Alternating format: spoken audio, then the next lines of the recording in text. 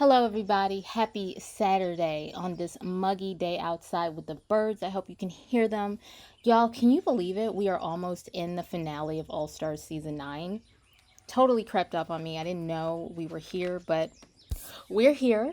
And all 8 cast members have at least 2 badges. What a freaking Lalaparuza, right?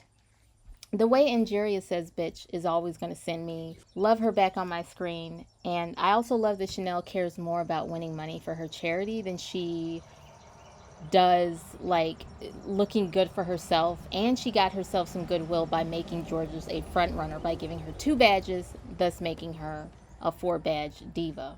Nina disagreeing with Georges and Chanel giving each other badges last week made me think of a sociological phenomenon, which we can totally track in history. As far as people giving their resources to others, I don't think that people necessarily, or institutions rather, on a large scale, I'm not sure if institutions necessarily give to the people who need it the most so much as they give to people that they have the most in common with. So, for instance, in the 80s with the trickle-down economics, Reagan wasn't worried about poor people and making sure that billionaires that got their wealth off of poor people could pay their fair share in taxes. He was concerned with making sure that rich people didn't have to pay their taxes, even though they're not struggling and they can afford to pay the taxes.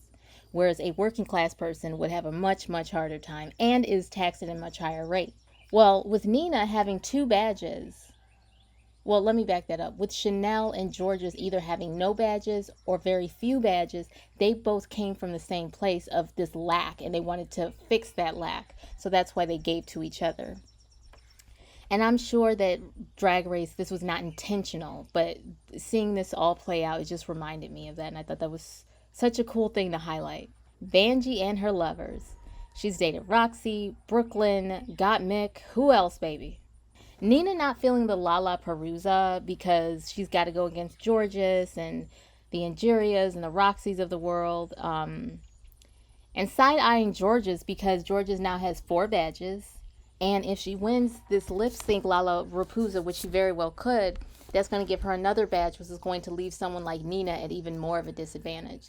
So it's like, yeah, Nina's this sweet person, but she's also got a competitive streak too. And remember, guys, just because a queen says something we don't agree with, we do not go to their pages and say bad things about them. Keep it in your private group chats with your friends, okay? Okay. So the badge count is, at 4 badges, we have Roxy, Plastique, Georges, and 3, we have Angeria. With 2 badges, we have Gottmik, Nina, Chanel, and Vanjie. Now, if we learned anything from season 16 and 15, it's that you cannot look at someone and underestimate them as far as lip syncing. Nymphia, Megami, Plasma, and even Marsha told us that. And eventually, so did Chanel, who went from 0 badges to 3 in only 2 weeks. Wild. Now, the conversation between Georges and Angeria about Georges complaining that Angeria was blocking her on stage when they lip sync, I get that. You don't want to do that deliberately, but at the same time, if you're trying to move along the stage, sometimes you will get in each other's way. And I was on board with what Angeria said when she's like, baby, if I'm blocking you, it's because you're allowing me to. Don't allow yourself to get blocked, which I agree with. It's Drag Race. You got to make yourself known. And this is like Georges. Georges is now no simp on that stage. She definitely brings it. So it's like, come on, baby, move around. I don't know how, but I knew that Mick was going to choose Angeria.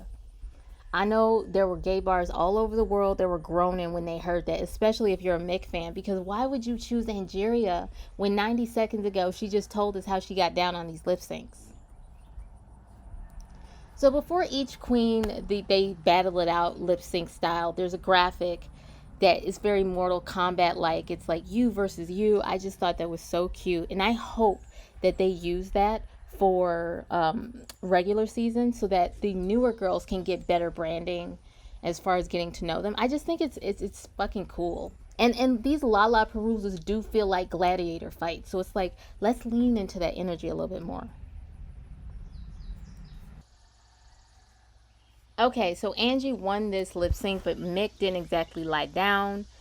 I still want to know what Gottmik was thinking. Like, Did she underestimate Injuria or what? I predicted that Vanjie would pick Plastique, probably because we got to hear her strategy that she's going to pick someone that is going to choose a song that she likes. Just a story producer tip. Uh, when we're sitting down with cast members and it's a competition and we're trying to get into their heads, it's always a good idea to ask, what's your approach? How do you plan to win this? What is your strategy? Those are all good things to good bites to have, so we get inside their mind and we can kind of track their progress from beginning, their plan, the middle, how they're actually doing, and the end result, who won, who lost. Okay, also predicted that Vanjie would pick Plastique. This lip sync was a twirl, and I never doubted it for a second. Vanjie definitely embodied the soul of the song better, and it gave me strip club vibes at points, I'm not gonna lie. Okay, I also knew that Nina was going to pick Chanel, but who of us didn't call that? Because neither one of these women wanted to go against Georges or Roxy. Let's keep it real. I feel like Nina should have won this round because she had better eye contact and she flowed with the song better. Both of these ladies, Chanel and Nina, absolutely did well in this lip sync. And Nina got a minor fashion boost from Gottmik because Gottmik said, I would totally wear what Nina is wearing. So I was like, okay, come on, little redemption.